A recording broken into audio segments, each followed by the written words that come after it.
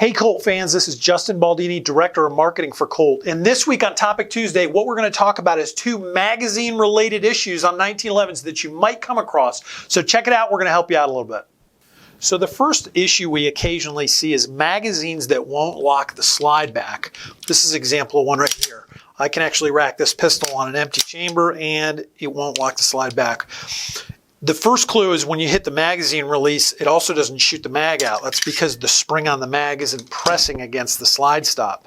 The reason for that is this follower has actually been bent a little bit. They can get overloaded and they can get just sort of banged around in range bags, or maybe it's an old mag of sort of questionable pedigree, let's say. And so what happens is, if this little tab on the follower doesn't actuate the slide stop, it could either be out of alignment horizontally, meaning it's sort of bent in. This one actually looks pretty good horizontally, or it can be vertically bent. So this one actually does look like it's bent down a little bit vertically.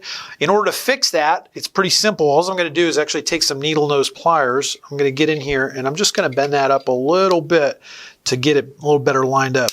There's really no reason it should be kind of pointed as far down as it is there. So, and then we'll try that. And there you go. So that actually did it. So again, it's that little tab up front. It can get bent down. It can get bent to the side. Just a little bit of needle nose pliers on there and you can usually straighten it out. The second one I'm going to talk you through is similar to this. Now, what can happen is the magazine follower itself can actually become dislodged from the body to some degree. And what you usually see is the magazine will be stuck in the gun.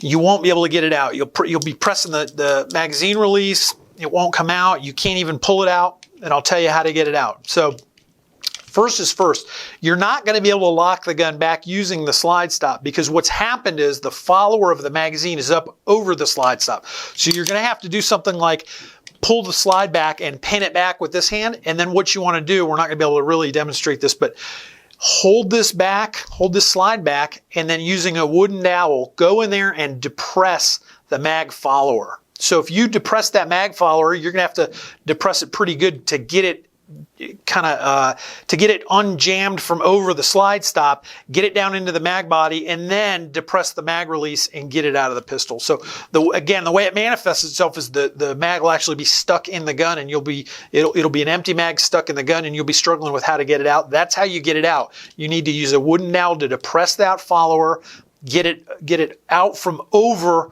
the slide stop, and then you'll be able to eject that magazine. Once you do get that magazine out of there, what you want to do is you want to do two things. You want to inspect that magazine and see what's going on with it.